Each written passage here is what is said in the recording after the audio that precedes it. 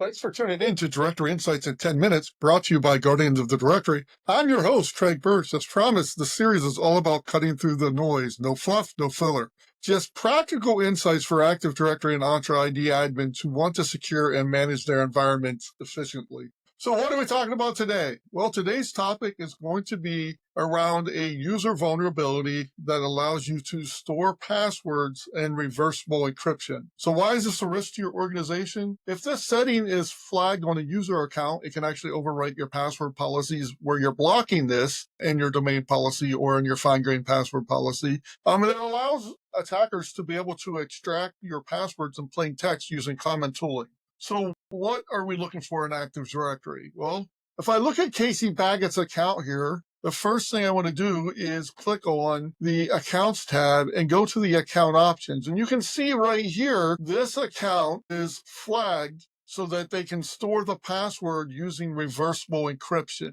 Even though I blocked that through my group policy, if it's on the user account, it will allow me to override that password policy in our environment.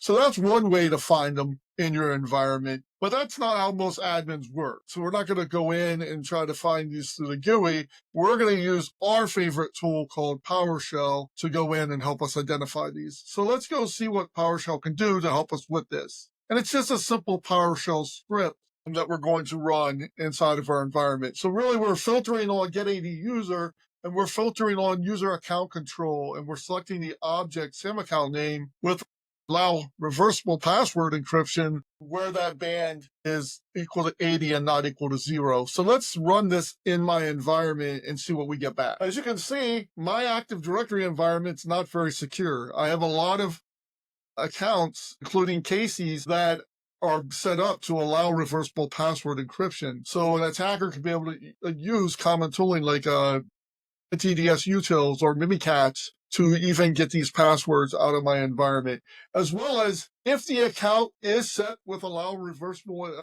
password encryption and the user did reset their password and it was stored in plain text, you can actually use DCSync to pull these passwords out in clear text as well. So using Mimikatz, I could run a DCSync attack on Active Directory.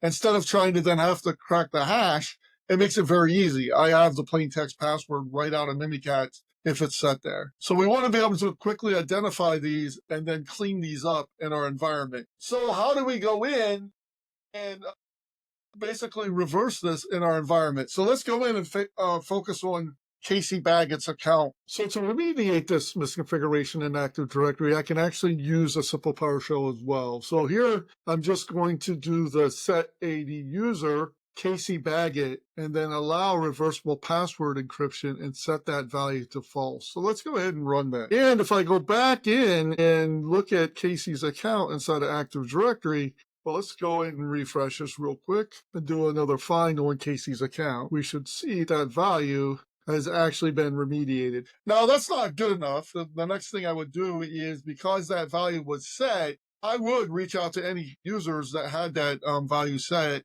Once I cleared it, I would go in and have them change their password so that they're getting a new fresh password and that it's not stored using reversible encryption. So again, quickly we can identify it using a simple PowerShell, and we can also remediate it with a simple PowerShell. We can see it within the GUI itself under the account options, and we can actually even do a one-off there as well and remove, basically uncheck that flag so that they wouldn't have it moving forward. So that's really the main thing when we're looking at accounts that allow reversible password encryption, because again, what it does, it allows you to then basically override your password policies. That's it for this episode of Directory Insights in 10 Minutes. Keep AD security simple, fast, and actionable. If you found this useful, like, share, or drop a comment with your thoughts. Got a topic you want us to cover? Let us know. Until next time, stay vigilant, stay guarded, and become the guardian of your directory.